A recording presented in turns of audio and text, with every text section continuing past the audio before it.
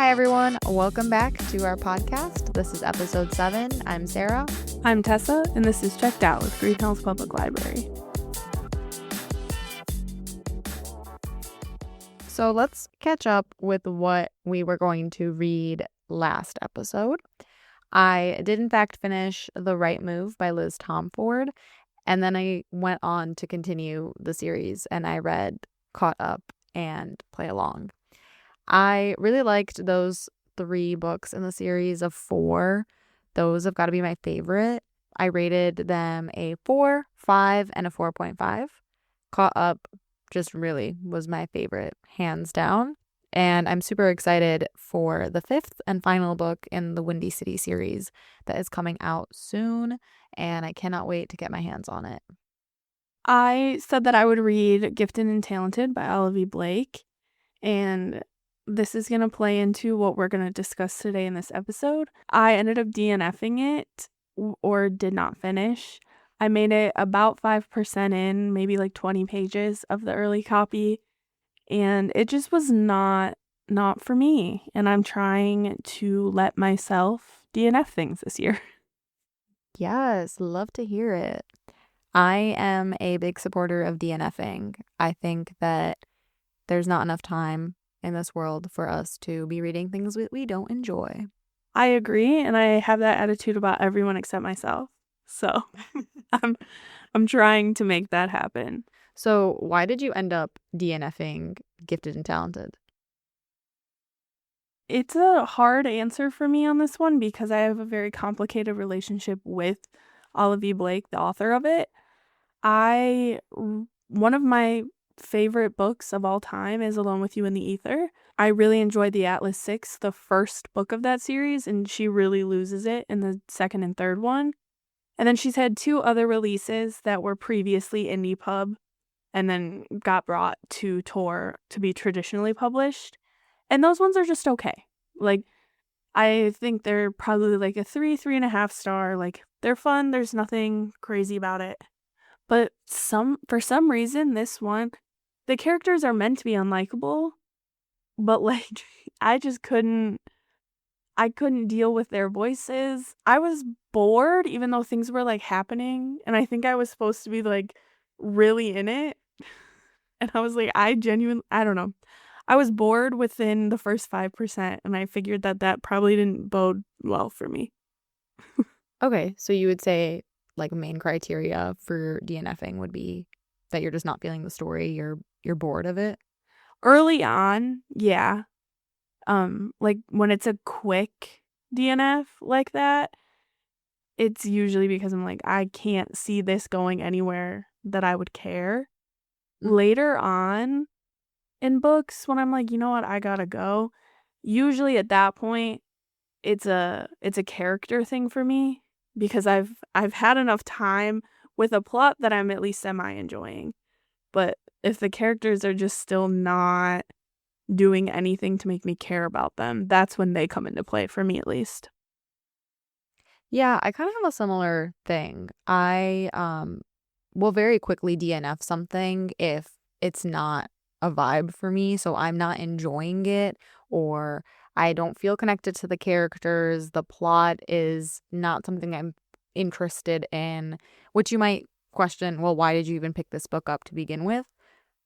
A lot of the times I'm like, hey, this is available on audio right now and I need an audiobook, so let me start this. And like I said in our episode 6, I will DNF more audiobooks than I do physical or Kindle books, just because it is easier for me to do that and to gauge whether or not I'm feeling connected or disconnected to the storyline, characters, plot.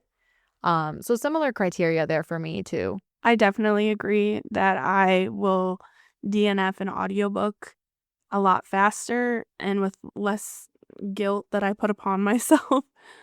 With audiobooks, I'm not seeing the actual book or pages in front of me, and I think that helps me disconnect a little bit and be like, okay, I don't have to finish this. Because something about me is prior to the last maybe 6 months of my life, I did not DNF. If I started something, I finished it, and I felt that I had to, and I don't. I don't have to. Woohoo. I love that I for you. I make I make the rules, and I can DNF things if I don't like them.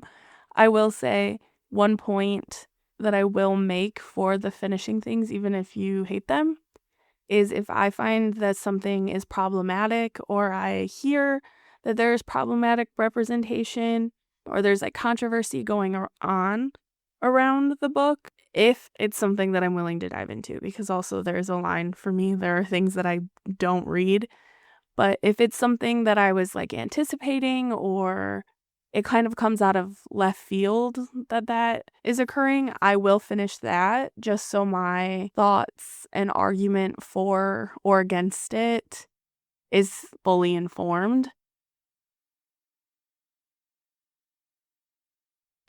So you bring up two pretty good points. The first is that the idea and concept of finishing your book in the book community is like pretty prominent. A lot of people are like, if I'm picking up this book, I'm going to finish it. And I think that DNF culture, so to say, is becoming more prominent, and I really respect it. And I think that it should be integrated in the book community more than it is. I love to see it happen. I am a huge fan of DNFing something that I don't like. Again, it's just I don't have enough time in my life to stick through with something I'm not enjoying.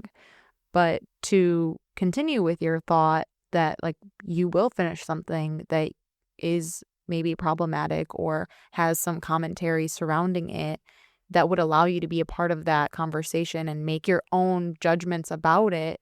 I think that that's really interesting. I've never done that before. I don't think that I can recall. I usually, if I get to a problematic thing in a book, that will like cause me to DNF and I'll be done, and then I'll read the commentary on it. But I do like the idea of pushing through it to fully understand and then fully be able to be informed and have your informed opinion about it. There's also a line to what I will suffer through, if that makes sense. Like, if it's an entirely egregious, horrible, that there's nothing to be gained, and the statement is just that this is problematic, I'm not gonna try it. Also, generally, if I'm like, this is a 1 star, I finish it so I can hate it with my whole chest. Like, to be able to be like, no, I suffered through this whole thing and I hate it. You'll be a hate reader. Yeah. Okay. But I'm like quiet about it. Okay. Like, you won't catch me like writing like hateful reviews. No. I might say this was not good. Yeah. But I do hate read every once in a while. Okay. I can respect that. I totally respect it. I think I've done a few hate audios in my life where I'm like, I just need to listen to this just to get through it. And then I can't wait to like get to my little Goodreads and, write my little heart out and put everything that I feel about this. Again, nothing that's hateful or mean towards the author, the characters, the story. Yeah. It's just my thoughts about like, yeah, this was not the vibe, but this kind of didn't do it for me. Not liking things is okay. I need that on a t-shirt. You don't have to like everything, and not every book is for every person. And that's okay. Even if you think it's gonna be for you and you try it and it's not, that's okay. You can not finish it. This is me talking to myself right now. Preach, sister. So I kind of want to ask you about reviews and leaving reviews for the books that we DNF. Because we just said we will do a little hate read and then go clickety-clack on Goodreads. But for the books that you are DNFing, what does that look like for reviews or your book goal? Like what goes on there? I have a threshold for what I will count towards my Goodreads goal. If I'm making it at least halfway through a book, I'm going to count it towards my Goodreads goal. I've spent time in the world. I've dedicated a certain amount of time and effort and energy into it. And so, for example, like Gifted and Talented, when I brought that up at the beginning of the episode, that's not going on my red shelf on Goodreads. And something that quick of a DNF for me, I'm not going to feel inclined to leave a review for it because truly all I would have to say was this didn't grip me or I was bored. And that's not helpful to someone to see, like, if they're looking at reviews to see if it's something that they would want to read. I'm never rating a book that I DNF. I don't think that's fair. To have not consumed the whole thing and then to put a number that goes into a statistic that like directly influences if people want to read it or not. That doesn't feel fair to me. But I will write a review is a loose term for me there. It's more so a note to myself than anything to look back on. And I'll just like say if I was bored, if something specific bothered me, something like that. But I'm never going too hard. Same. I used to not count my DNF'd books towards my reading goal. And I still don't for the most part, just because I DNF them at a point, like maybe 25% or less, that I don't feel that it is worth it for me to count towards my reading goal. I didn't spend enough time, like you're saying, in this world with those characters getting to be a part of this book. So that won't count towards my reading goal. But after speaking to some of my peers here at work, I have started counting books that I hit like 50 to 60% into in my reading goal, because I have made it that far. I've dedicated that much time into this book, so it's going to count for me. As far as ratings go, I won't rate a book that I DNF'd again. I don't think that it's fair for me to rate it if I didn't finish it and I didn't get the full scope. But I will do the reviews on Goodread, just like you said, as a note to myself. Like, this is what I didn't like about this book. This is what the vibe was. For example, I mentioned Paul Tremblay's The Pallbearers Club in our last episode. And in my review, quote unquote, I just said that this is such a sick concept and it's great for the people that stuck with this and enjoyed this plot. It wasn't for me, but the concept is great and I love it. Another way that I do look at counting it past a certain threshold, be it 50, 60%, whatever, is if your book is 400 pages and you're reading 200 pages of it, there are books that are 200 pages. Like, that is still the amount of effort that would equate to one book.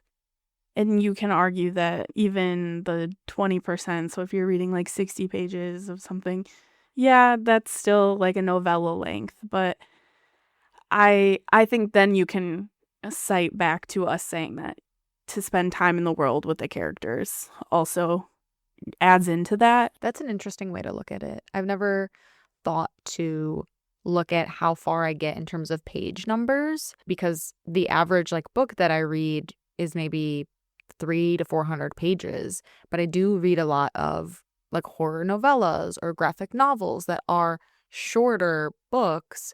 But if I'm hitting 150 in a romance book and then I'm DNFing it, that is equivalent to a novella, like you said. So it could count towards my reading goal if I wanted it to. Yeah. I think it's worth us talking about the different types of DNFing that we do and that exist in the book world. Yeah. So there's the soft DNF and the hard DNF, and kind of the differences and maybe what we do more. Yeah. So if you have literally no idea what we're talking about here, a soft DNF would be something that you start and then you end up putting down because it's just not the right time. It's not something you're in the mood for right now. It's something that you more than likely, or at least hope to revisit at a different time. It's not forever. It's not, I hated this. It's not right now. We'll see later. And then a hard DNF would be you are absolutely not finishing it. It's done. It's over for you, and you're like separating yourself from it. Personally, I do more hard DNFs than I do softs. I'll do very few soft DNFs, and if I do them, then I'm stopping very early on in the book. For example, romance community, please don't come after me. But Allie Hazelwood's Deep End, I did soft DNF that. It is just living in my currently reading right now on Goodreads, and I want to get back to it, but it's not happening for me right in this moment in time. But I will read that because I love her work and I'm sure that I'll enjoy this in some capacity. So that's one thing. I know that I did that with The Stand. I'm still doing it with The Stand. I've soft DNF'd it. To be honest, I'll probably restart it when the time is right, just so that I have an easier time getting back into that world. But for the most part, I hard DNF things, and you won't see everything I DNF on my Goodreads because I'll DNF them really quick and I know that it's not the vibe. I am the opposite, I think. Maybe later in my in my DNFing journey, I will be more of a hard DNF person. I am generally a mood reader. I will abandon genres for like a longer period of time, even if I really enjoy them, if I've like burnt myself out on it. And I find that's when I will soft DNF the most, is I'll be like, oh, I'm in the mood for this fantasy romance. And then I'll read 10% of it and I'm like, this is good, but actually I need like a slasher right now. So in that respect, I do a lot of soft DNFing. Maybe one day I'll go back to it. And I usually do for the most part. So I think maybe that's why I think I don't DNF, because I will start them and then soft DNF them. And then I am like, oh, this just goes back to like my general TBR now, instead of being like, oh, I soft DNF'd this. So maybe I'm just a liar. Maybe I just spent this whole 20 minutes lying. No. And I do DNF things. You soft DNF. Yeah. Yeah. I'm trying to hard DNF more. And okay. I have done that so far this year.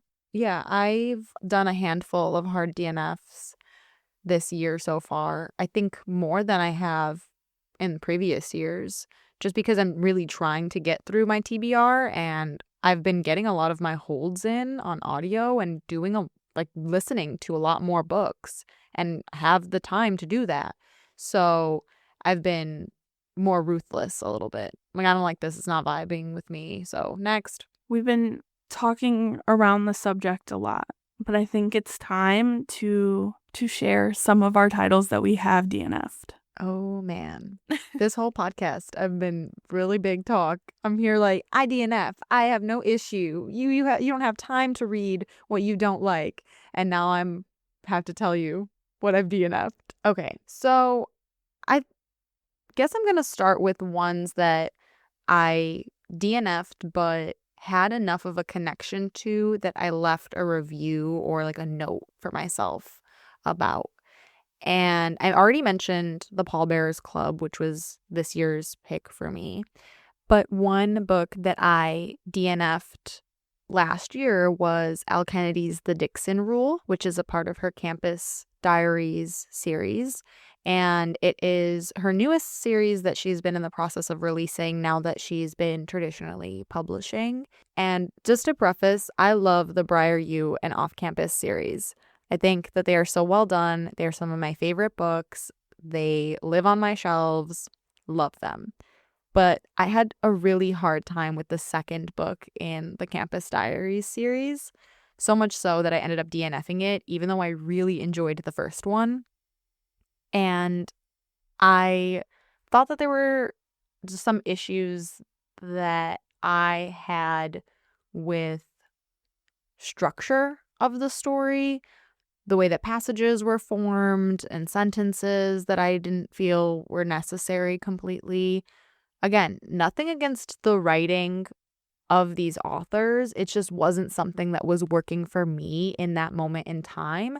And I don't feel that would work for me if I picked it up again. That's super interesting that you felt such a disconnect from her previous writing once she was traditionally published. Like, I feel like that comes down more on editors than like the author themselves. One that I hard DNF'd last year is Middle of the Night by Riley Sager. And I have a lot of thoughts about Riley Sager as a whole and the books that he puts out. I continue to read him, so that's like my bad, I guess. I don't know. I'm making that choice every time. I've only ever liked like one and a half of them, but Middle of the Night was just not for me. I thought it was going to maybe cure some of the things that I feel like he's done wrong in his other books, because he was finally writing a male narrator and not a female narrator. I thought that maybe his writing of his main characters would be better coming from a man to a man. But it was so boring, and I'm so sorry about it. The cover is amazing. Riley Sager has amazing covers. So good. Such great covers. I won't be reading that one, though. This is one that I have written a lengthy note for myself here. And I started off by saying that I was going to soft DNF it, but I don't think that that's true. I do think, in fact, I was lying to myself because I wanted to soft DNF it and go back to it, but I don't think it's for me. And it is Mother of Strangers by Saad Amri, and it is a historical fiction, which first is kind of rough for me. I am not so into historical fiction, which might be the issue here. And second, it follows a character that I think was a bit flat for me. His desires and his wants were not fully fleshed out in the way that I thought they were going to be. I thought that there would be a little bit more substance to it, but it just seemed like every chapter, it was the same rotation of thoughts that we were getting from the character, and it just got really boring for me.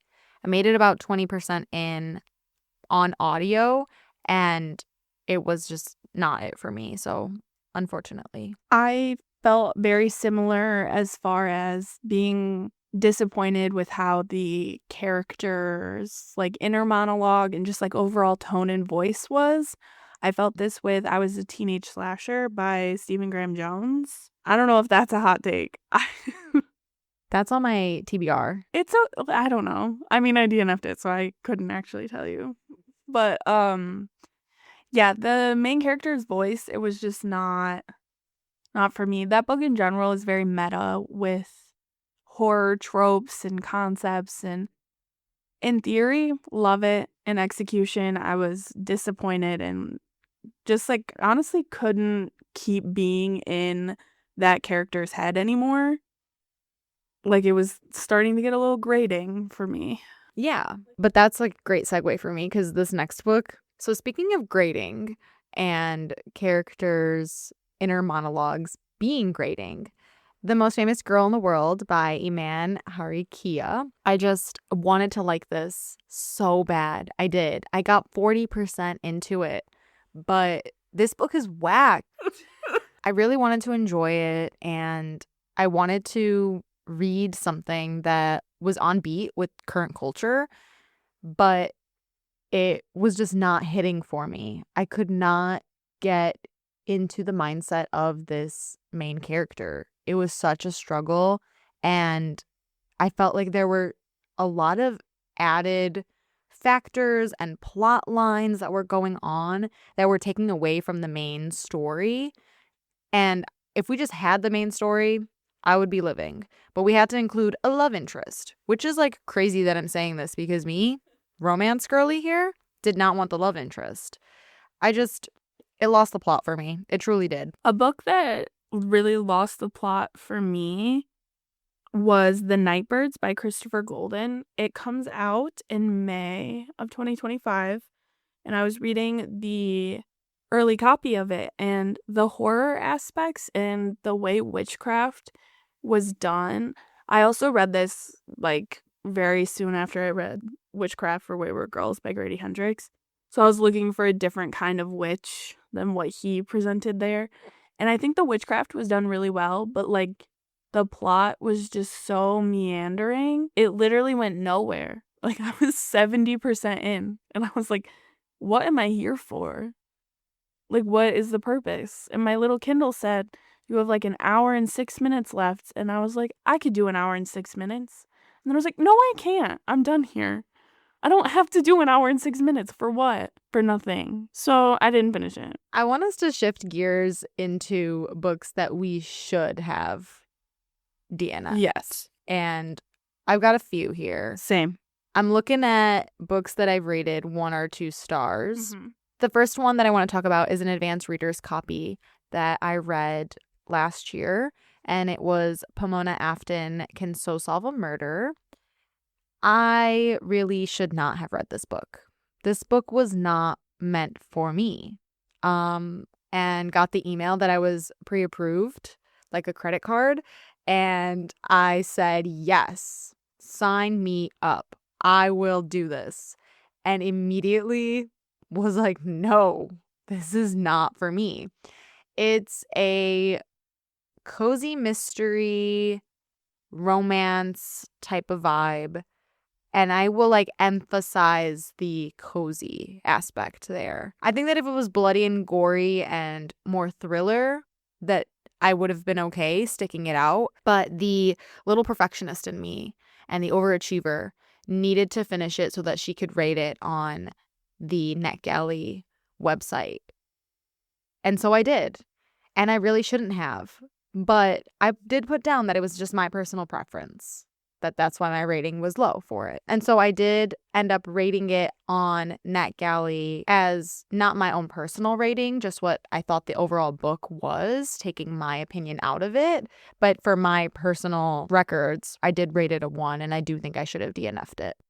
I think the cozy subgenre of so many genres right now, like cozy mystery, cozy fantasy is kind of like having a moment right now too. It's for a specific type of reader or a specific time. I've done that with a few cozy fantasies where I've really liked them, and then I've read a few where I'm like, I've never been so bored. So I get you on that one. And in no universe do I think you're a cozy mystery girl. One that I wish I had DNF'd was actually our staff book club pick.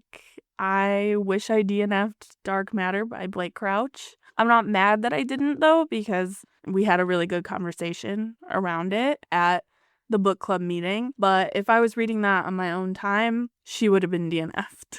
She was a 1-star read for me. Another book that I should have DNF'd is Perfume and Pain by Anna Dorn. I struggled to get through this book, but I kept pushing through. And this is not a spoiler alert. This is just what I thought was going to happen. I'm like, she's going to start killing people. She's going to lose her mind, and she's going to start killing people or get so obsessed with them and yada, yada, yada. None of that happened. So I guess kind of spoiler alert. But it was really disappointing for me because I was going into it expecting something and didn't get the return on my investment. And the book was not bad. It just was not great. And I should have DNF'd it. I will, though, be reading the second book that is coming out that takes place in that universe and is written by the main character in Perfume and Pain, just because I think it's an interesting concept. I soft DNF'd that, but she's a hard DNF now because I kind of forgot that happened to me. I do also really agree that I think the second book idea of it being her book that she wrote is really cool. I wonder if what we wanted out of Perfume and Pain will happen in that book. Another book that I wish I DNF'd was The Fury by Alex Michaelides, and I genuinely think that is the worst execution of an interesting plot that I have ever encountered. It was bad all around. I have no other thoughts other than the execution and the characters and everything about it was just so incredibly disappointing when it should have been super interesting. One that I finished this year that I should have DNF'd was An Academy for Liars. And I wanted to like this because I like dark academia a lot. I liked the plot. I thought that the plot was interesting. I just did not connect to any of the characters at all. And I know I talked to you about this because you read it and you were like, yeah, the characters are kind of just a vessel for this story. Mm-hmm. And that's absolutely true. I could have totally seen this happening to another set of characters and feeling so much more interested and engaged with the work than I was, which is sad. Yeah, it's definitely a plot and like message forward book. My last one that I think that I should have DNF'd and everyone is gonna be shock and awe in the courtroom. I should have DNF'd Elantris by Brandon Sanderson. What? Yeah. And that's a crazy statement because I did still give it 3 stars. but I just should have DNF'd it. It's his first book ever that he published. He himself will tell you it's not his best work and tells people not to start there. And I didn't start there, but I did read it early on. There's like connections that I didn't need to know about. Like, I would have been just fine. It's really boring and meandering, and I should have just stopped instead of being like, it's Brandon Sanderson, I must finish it. You don't have to. That's okay. All right, so that wraps up this segment. We do have something new that we want to introduce to you all before we say goodbye, and that is a little book club that Tessa and I will be having together to replace our Hot or Not segment. We'll let you guys know what the title that we are going to both be reading before the next episode is, and then we will check in.